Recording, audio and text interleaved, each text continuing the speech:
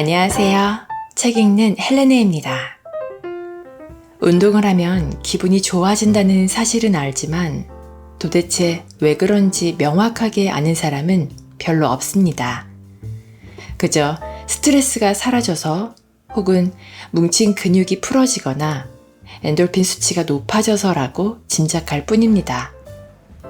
하지만 유쾌한 기분이 드는 진짜 이유는 운동을 해서 혈액을 뇌에 공급해주면 뇌가 최적의 상태가 되기 때문인데요. 이때 근육이 발달하고 심장과 폐 기능이 개선되는 것은 부산물에 불과합니다. 우리가 운동을 하는 진정한 목적이 뇌의 구조를 개선하는 것이라면 믿으실 수 있겠습니까? 오늘 소개해드릴 책은 운동화 신은 뇌입니다. 지은이 존 레이티, 에릭 헤이거먼, 펴낸 곳은 녹색 지팡이입니다. 이 책은 운동과 뇌 기능의 관계를 심도 있게 연구한 최초의 저작물로 국내에 출간되기 전부터 이미 우리나라 언론이 저자와 여러 번 인터뷰했을 정도로 큰 관심을 받아왔습니다. 특히 KBS 생로병사의 비밀 300회 특집으로 방송되어 화제가 되기도 했는데요. 하버드대 정신과 교수인 저자는 다양한 실험 사례와 연구 결과들을 바탕으로 운동과 뇌의 놀라운 메커니즘에 관한 증거들을 제시하고 일상생활 속에서 실천할 수 있는 간단한 운동요법을 함께 일러줍니다. 보다 자세한 내용을 알아보기 위해 책 속으로 들어가 보겠습니다. 운동이 뇌를 바꾼다. 인지력이 감소하는 것은 사소한 데에서부터 나타난다. 뇌의 연결이 서서히 끊어지면서 예전에 알고 있던 사람이나 장소를 생각해내는 일이 점차 어려워지기 시작한다. 어떤 이름이 혀끝에서 맴도는데 말로 표현할 수는 없다. 컴퓨터의 검색 엔진에 해당하는 전전두엽 피질이 단어를 찾지 못하는 것이다. 그러면 해마는 기억을 불러오는 다른 방법을 제공한다. 이처럼 예전에는 저절로 되던 일이 상당한 노력을 들여야만 가능해지면 좌절감을 느끼게 된다. 누구나 나이를 먹으면 겪는 일이지만 사람들이 흔히 말하는 가벼운 인지력 장애는 사람마다 큰 차이가 있다. 가벼운 인지력 장애 증세가 언제나 악화되는 것은 아니지만 계속 방치하면 치매로 발전할 수 있다. 그러면 자신의 정체성을 형성하는 일생의 사건들이 뒤죽박죽 얽히기 시작하는데 그런 현상은 자아감을 무너뜨리기 때문에 큰 두려움을 느낀다. 이때 사람들은 대부분 세상으로부터 도피하는 경향이 있다.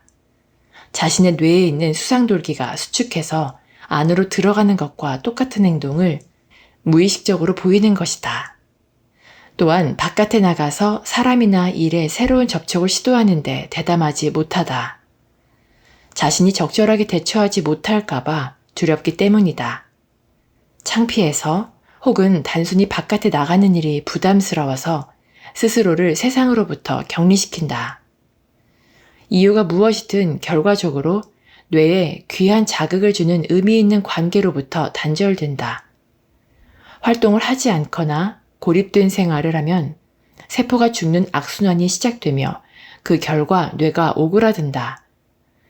퇴화가 가장 심하게 일어나는 곳은 전두엽과 측두엽이다. 전두엽은 전전두엽 피질의 회색질과 축색돌기로 이루어진 백색질을 감싸고 있는 곳이다. 측두엽은 단어와 이름을 분류하고 해마와의 긴밀한 연결을 통해 장기 기억을 형성하는 데 도움을 주는 곳이다. 일리노이 대학에서는 두 부위에 관한 테스트 성적과 건강 수준 사이에 깊은 상관관계가 있다는 사실을 밝혀낸 일련의 실험을 했다. 그때 MRI 촬영을 해보니 평생 유산소 운동을 격렬하게 한 사람들의 뇌는 나이가 들어서도 온전하게 보존된다는 사실이 드러났다. 하지만 연구진은 상관관계 정도에 만족하지 않고 운동이 이 부위들을 물리적으로 변화시킬 수 있는지를 알고 싶어 했다. 그래서 신경과학자 아서 크레이머가 이끄는 연구진은 운동을 하지 않는 59명을 두 집단으로 나눈 뒤 한 집단에만 6개월 동안 일주일에 3번 1시간씩 운동을 하게 했다. 비교 집단은 스트레칭을 시켰다. 운동 집단은 트레드밀 위에서 최대 심장 박동 수치의 40% 정도로 천천히 걷기 시작해서 60에서 70%가 나올 정도로 점차 빠르게 달렸다. 이때 실험의 유일한 변수는 운동이었다. 6개월 뒤에 측정을 해보니 운동 집단은 최대 산소 섭취량이 16%나 늘어났다. 최대 산소 섭취량은 산소를 처리하는 폐의 최대 능력, 즉 폐활량을 말한다. 하지만 선구적인 발견은 운동 전후에 촬영한 MRI 결과에서 나왔다. 운동으로 건강이 향상된 집단은 전두엽과 측두엽의 크기가 커졌기 때문이다. 해마에서 이런 일이 일어난다는 사실은 이미 밝혀졌지만 대뇌 피질의 크기가 커진다는 사실은 상상 밖의 일이었다.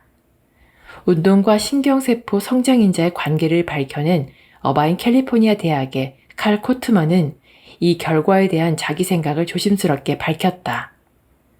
정말 현재 과학의 한계를 넘어선 일입니다. 동물을 대상으로 연구하는 과학자 가운데 노화한 동물이 운동을 약간했다고 해서 뇌의 크기가 커졌다는 사실을 밝힌 사람은 아직까지 없었습니다. 6개월 동안의 운동이 뇌의 중요한 부위를 바꾼다는 것은 정말 가슴을 뛰게 하는 일이다. 촬영 사진을 직접 살펴보니 운동 집단의 뇌는 최소한 2, 3년은 더 젊은 사람의 뇌처럼 보였다. 동물을 대상으로 한 실험을 바탕으로 크레이머는 이렇게 추측했다. 성장한 부분은 혈관의 구조나 새로운 뉴런일 수도 있고 새로 형성된 뉴런들 간의 연결일 수도 있습니다. 저는 그 모든 것이라고 생각합니다. 이 실험이 시사하는 바는 운동이 뇌가 망가지는 것을 막고 손상된 세포를 복구한다는 점이다. 더불어 운동이 뇌의 보완 기능을 어떻게 강화하는지를 확실히 보여준다. 크레이머는 이렇게 설명했다. 가령 전전두엽 피질이 제대로 작동하지 않는다고 칩시다. 그러면 대뇌 피질의 다른 부위를 소집해서 그 일을 시킬 수 있을 것입니다. 뇌의 크기가 커진 것은 기존 회로의 다양한 역할이 점차 줄어드는 자연스러운 과정을 반대로 돌려놓는 현상이라고 볼 수 있습니다. 뇌가 2, 3년 젊어진다면 할 수 있는 일이 분명 훨씬 늘어날 것이다. 운동이라는 대체요법. 남성보다는 여성이 알츠하이머병에 걸릴 확률이 높다. 여성이 남성보다 오래 산다는 점을 고려해서 계산하더라도 마찬가지다. 그러나 인지력 감소를 막아주는 운동의 효과 또한 여성의 경우에 더 크게 작용하는 것 같다. 캐나다 퀘벡에 있는 라발 대학의 다니엘 로리는 65세 이상의 남녀 4,615명을 대상으로 운동이 치매에 끼치는 영향을 5년 동안 연구 분석했다.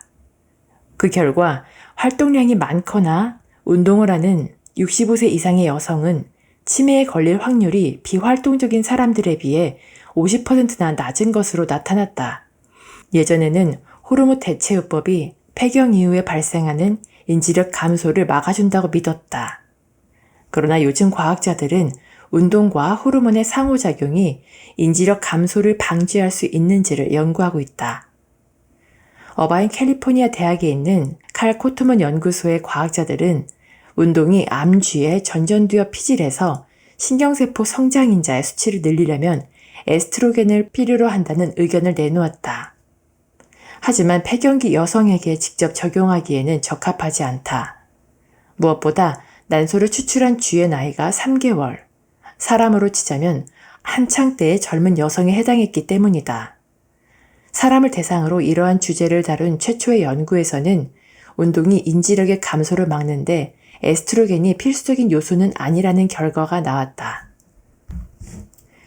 노스캘리포니아 대학의 생리학자 제니퍼 애트니어는 101명의 폐경기 여성을 대상으로 두뇌의 문제 처리 속도와 최고 인지 기능을 테스트한 뒤 그 결과를 평소에 유산소 운동을 하는 양과 비교해 보았다. 그랬더니 운동을 많이 하는 여성이 테스트에서 더 좋은 점수를 얻었다. 이것은 호르몬 대체요법을 받았는지와는 아무런 상관이 없었다. 어바나 샴페인 일리노이 주립대학의 신경과학자 아서 크레이머는 MRI 촬영을 통해 일부 인지 능력과 뇌 구조 변화의 상관관계를 밝혀냈다. 크레이머는 운동과 호르몬 대체요법이 상호작용을 해서 전전두엽 피질의 부피와 최고 인지 기능에 영향을 끼치는지를 확인하려고 실험을 했다.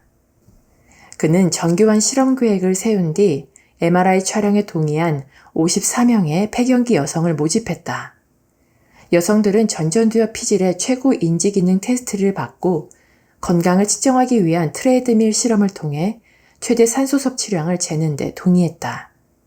실험이 끝난 뒤 호르몬 대체요법을 받은 기간을 바탕으로 4부류로 나누었다. 호르몬 대체요법을 받은 적이 없는 집단, 그리고 짧은 기간 10년 이하, 중간 기간 11년에서 15년, 오랜 기간 16년 이상 동안 호르몬 대체요법을 받은 집단으로 분류한 것이다. 크레이머가 2005년에 발표한 결과를 보면 짧은 기간 동안 호르몬 대체요법을 받은 여성들이 호르몬 대체요법을 전혀 받은 적이 없거나 10년 이상 받은 여성들보다 테스트 성적이 우수했고 뇌의 크기도 가장 컸다. 이것은 호르몬 대체요법이 단기간에는 효력을 발휘한다는 사실을 보여준다. 유산소 운동을 고려 대상에 포함하자 테스트 성적과 뇌의 크기가 급격하게 향상되었다. 호르몬 대체요법을 전혀 받은 적 없거나 10년 이상 받은 여성들의 경우에는 건강한 신체가 인지력의 감소를 어느 정도 막아주는 역할을 하는 것 같았다. 쥐를 대상으로 한 어느 연구를 보면 장기적으로 호르몬 대체요법을 받으면 뇌의 에스트로겐 수용체가 면역 반응을 활성화하는 시상하부에서 분해되기 시작한다. 시상하부가 제대로 작동하지 않으면 암 같은 질병에 쉽게 걸린다.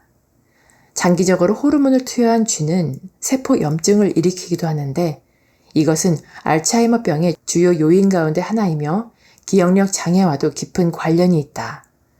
이러한 실험 결과는 단기간에 호르몬 대체요법이 주는 효과를 운동이 더 강화한다는 사실을 보여준다. 운동의 신경학적인 효과에 대해 지금까지 설명한 내용과 일치하기도 한다. 운동은 신경 전달 물질과 신경 영양인자의 생산을 촉진하고 뇌의 주요 부위에서 그 물질들의 수용체를 더 많이 생성하며 신체의 선순환을 유지하는 유전자를 활성화한다. 이런 역학적인 변화는 모든 여성들에게 도움이 되지만 폐경인 여성에게는 더욱 중요하다. 결국 모든 여성은 폐경 이후에도 수십 년을 더 살지 않는가. 여성을 위한 운동요법. 최소한 일주일에 4번은 최대 심장박동 수치의 60에서 65%를 유지할 정도로 빠르게 걷거나 천천히 달리거나 혹은 테니스 같은 운동을 할 것을 권한다. 바깥에 1시간 정도는 나가 있어야 할 것이다. 사람들은 흔히 어떤 유산소 운동이 제일 좋은지를 묻곤 하는데 제일 좋은 운동은 자기 삶의 방식에 제일 잘 맞는 운동이다. 중요한 것은 꾸준히 하는 것이며 호흡이 가빠질 정도로 심장을 빠르게 뛰게 하는 것 또한 중요하다. 일주일에 2번 정도는 근육 운동도 해주어야 골다공증을 예방할 수 있다. 월경전 증후군이 있는 젊은 여성이라면 일주일에 5번 유산소 운동을 하는 것이 좋으며 이틀 정도는 운동을 하면서 간간히 강도 높은 달리기를 하면 좋다. 강도 높은 운동을 한 뒤에는 근육이 회복되어야 하므로 하루 이상의 간격을 두어야 한다.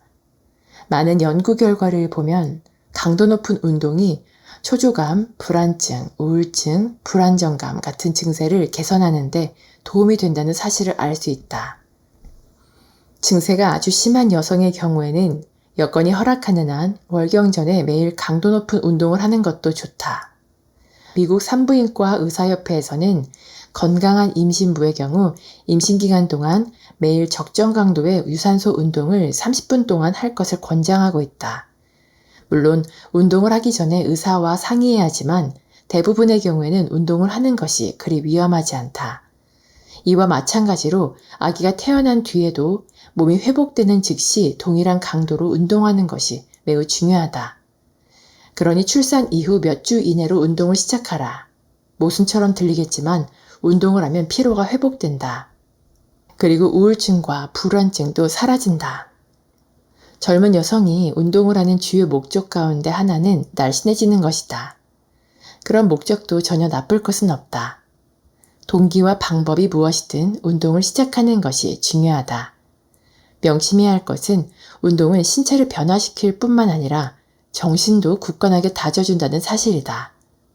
이렇게 정신이 안정되면 모든 여성이 삶의 단계마다 겪는 호르몬 변화에 보다 유연하게 대처할 수 있다. 더 나아가 훨씬 복잡한 삶의 변화에도 적절하게 대처할 수 있을 것이다. 장수 비결 1. 현명한 식사 습관. 오래 사는 비결 중 하나는 적게 먹는 것이다. 쥐를 실험해보니 음식을 충분히 섭취한 쥐에 비해 30% 적게 먹은 쥐가 수명이 40%까지 늘어났다.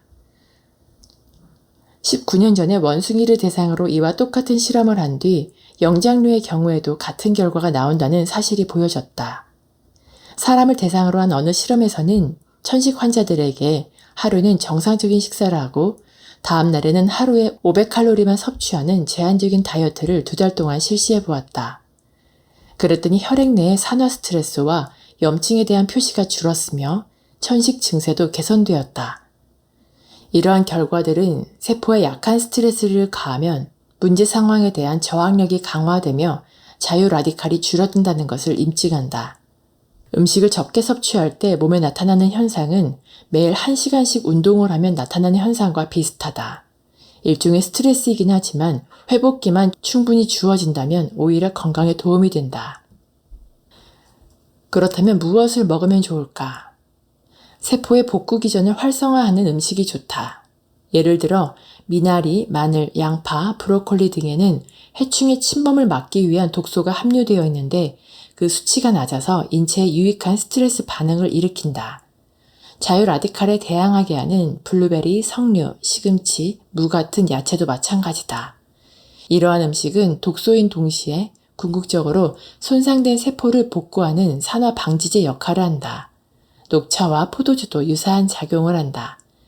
여기에 현미와 같이 정백하지 않은 곡물과 단백질, 음식에 들어있는 지방 등을 함께 섭취하면 좋다. 탄수화물을 적게 섭취하면 체중이 줄긴 하지만 뇌에는 그리 좋지 않다. 현미 같은 곡물은 복합 탄수화물을 함유하고 있어서 에너지를 일정하게 공급해 주므로 잠시 동안 에너지를 대량으로 공급해주는 단당보다 낫다. 복합 탄수화물은 트립토판 같은 아미노산을 뇌로 전달하는 데 필요한 물질이며 트립토판은 세로토닌이 생성되는 데 필요한 물질이다. 그리고 트립토판과 다른 주요 아미노산은 단백질에서 나온다. 뇌를 이루고 있는 물질 가운데 50% 이상을 차지하는 지방 또한 중요하다. 물론 유익한 종류의 지방을 말한다. 트랜스 지방, 동물성 지방, 경화유는 인체에 해롭지만 생선에 함유된 오메가3는 아주 유익하다. 또한 비타민 D는 뼈를 튼튼하게 하고 암이나 파킨슨병을 억제하는 데 도움이 된다. 그리고 비타민 B를 폴산염 800mg과 함께 복용하면 기억력이 좋아지고 두뇌의 처리 속도가 빨라진다. 장수 비결 2. 꾸준한 운동. 60세가 넘은 사람이라면 거의 매일 운동하기를 권한다. 은퇴한 사람이라면 일주일에 6일 동안 운동하는 것이 이상적이지만 의무적으로 하는 것보다 운동에서 즐거움을 찾는 일이 중요하다. 운동할 때에는 심장박동 측정기를 이용하는 것이 좋다. 심장박동 측정기는 개인의 운동 발달 상황을 측정해서 의욕과 확신을 갖게 해주는 매우 귀중한 도구다. 전반적인 운동 목표는 폐활량, 근력, 균형 감각, 유연성이라는 4가지 분야를 고려해야 한다. 운동 계획을 세울 때는 주치의나 전문 트레이너와 상의하면 더욱 좋다. 장수 비결 3. 끊임없는 정신활동. 정신에게 계속 도전적인 과제를 부과해야 한다. 지금껏 설명한 바와 같이 운동은 뉴런이 연결할 준비를 갖추어 준다. 반면에 정신적인 자극은 준비가 갖추어진 뉴런들이 서로 연결되도록 한다. 교육 수준이 높을수록 인지력이 오래도록 손상되지 않고 유지되며 치매에도 늦게 걸린다는 사실은 전혀 우연이 아니다. 자원봉사는 사회적 접촉을 하고 그 과정에서 뇌의 자극을 받는다는 점에서 유익하다. 자원봉사뿐만 아니라 다른 사람들과 접촉하는 활동은 모두 건강하게 오래 사는 데 도움이 된다. 사교성과 수명 사이에 강한 비례관계가 존재한다는 통계도 있다. 새로운 경험을 하면 뇌가 더욱 활발하게 활동해야 하므로 뇌의 보완 능력이 커진다. 신경세포 성장인자 및 뉴런 간의 연결이 늘어나고 새로운 뉴런도 늘어남에 따라 더욱 다양한 일을 할 수 있게 된다. 뇌를 튼튼하게 하는 운동요법. 질병통제센터가 미국운동의학협회에 보낸 공중보건 권고안에 따르면 일주일에 최소한 5번 이상 중간 강도의 유산소 운동을 30분 동안 하는 것이 적절하다고 한다. 하지만 나는 너무 소극적인 권고안이라고 생각한다. 사람들이 하도 운동을 하지 않으니까 너무 까다로운 지침을 제시하면 아무도 따르지 않을 거라고 우려한 것 같다. 실제로 듀크 대학의 운동생리학자 브라이언 듀스찬은 이렇게 말하기도 했다. 사람들은 효과를 볼 수 있는 최소한의 운동량이 얼마인지 알고 싶어 하죠. 저는 사람들이 부담을 느껴서 운동을 중단하지 않게 하려고 조심하고요. 듀스찬은 일주일에 3시간 정도만 걷기 운동을 해도 심장혈관계에 도움이 된다는 논문 내용을 발표하면서 언론에 빗발친 취재 요청을 받은 인물이다. 심장혈관 건강 전문가이지만 듀스찬은 많은 신경과학자들과 거의 똑같은 말을 했다. 조금이라도 운동을 하면 도움이 됩니다. 더 많이 할수록 효과는 더 커지고요. 지금까지 내가 직접 보고 읽은 경험을 종합해보면 최선의 운동 방법은 45분에서 60분간의 유산소 운동을 일주일에 6번 하는 것이다. 4일은 중간 강도로 조금 오래, 2일은 높은 강도로 조금 짧게 하면 좋다. 높은 강도로 운동하면 신체가 무산소 대사를 하게 되는데 이것이 사고력과 기분에 어떤 영향을 끼치는지에 대해서는 아직 논란의 여지가 있다. 하지만 높은 강도의 운동이 중요한 성장인자들을 분비시켜서 뇌를 튼튼하게 한다는 점은 분명하다. 그러므로 높은 강도로 운동하는 날에는 근력운동이나 저항훈련을 함께하는 것이 좋다. 높은 강도로 운동한 뒤에는 신체와 뇌가 회복될 시간이 필요하므로 연속해서 이틀 동안 하는 것은 바람직하지 않다. 결론적으로 말해서 일주일에 6시간은 뇌를 위해 할애해야 한다. 이것은 깨어있는 시간의 5%에 불과하다. 하지만 듀스차가 말한 것처럼 뭔가를 조금이라도 하는 것이 무엇보다 중요하다. 우선 운동을 시작하는 일 자체가 중요하다는 뜻이다. 너무나 쉬운 일처럼 들리겠지만 운동을 전혀 하지 않는 사람, 특히 우울증 때문에 운동을 하지 않는 사람의 경우에는 운동을 시작하는 것이 거의 불가능하게 느껴질 것이다. 그들은 활력이 없어서 운동을 시작할 수가 없는데 운동을 하지 않으니 활력이 생기기도 어렵다. 내 환자들 중에도 이런 사람들이 간혹 있다. 이것은 의지와는 전혀 상관없는 문제이며 얼마든지 일어날 수 있는 현실적인 문제다. 해결 방법은 운동을 시작하는 일 자체를 하나의 도전으로 여기고 돌진하는 것이다. 저는 평소에 거의 매일 운동을 하고 있는데요.